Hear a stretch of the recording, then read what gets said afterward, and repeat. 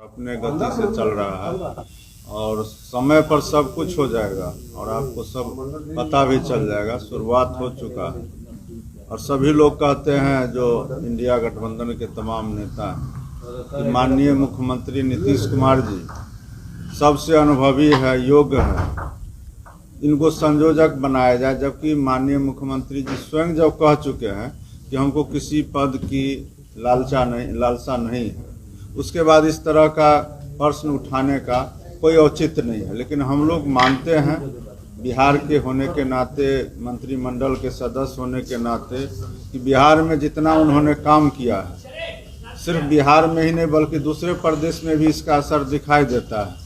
चाहे वो जातीय गणना हो, जल जीवन हरियाली हो, बहुत सारे ऐसे स्कीम है, नल जल योजना हो, घर घर तक जो पानी पहुंचाने का काम है, दूसरे राज्य भी इसको ग्रहण करते हैं। तो हम लोग कहते हैं कि भाई सिर्फ संयोजक क्यों, अगर सबसे अनुभवी हैं तो फिर प्रधानमंत्री के लिए भी सबसे उपयुक्त और सबसे योग्य उम्मीदवार है, अनुभवी हैं।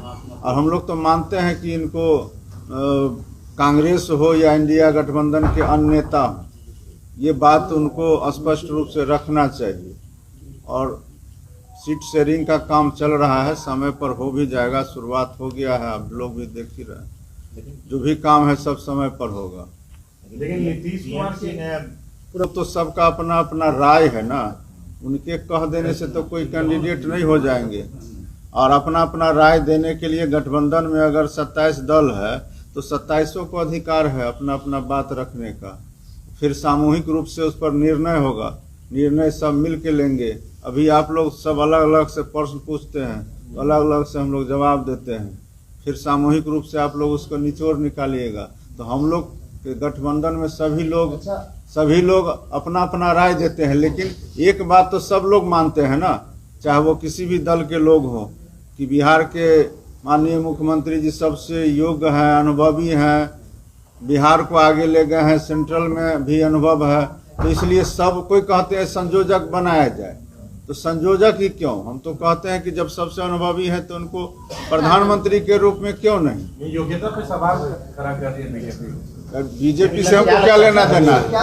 नहीं, बीजेपी से हमको क्या लेना देना है? हमारा इंडिया गठबंधन इसको तय करेगा कि कौन क्या बनेंगे, संयोजक कौन बनेंगे, प्रधान। मानते हैं कि अंडर एस्टिमेट किया जा रहा है, ये जानते हुए कि बड़ा चेहरा है, योग्य चेहरा है। अगर अंडर एस्टिमेट किया जाता तो ये संयोजक नहीं बनते। संयोजक का काम तो ये पहले कर चुके हैं, विधिवत इनको संयोजक के रूप में नहीं पेश किया गया। लेकिन जो इंडिया गठबंधन को एक सूत्र में बांधे हैं वो किसका काम है? वो तो संयोजक का ही काम है। ये काम तो पहले ही बिना पद के ये कर चुके हैं।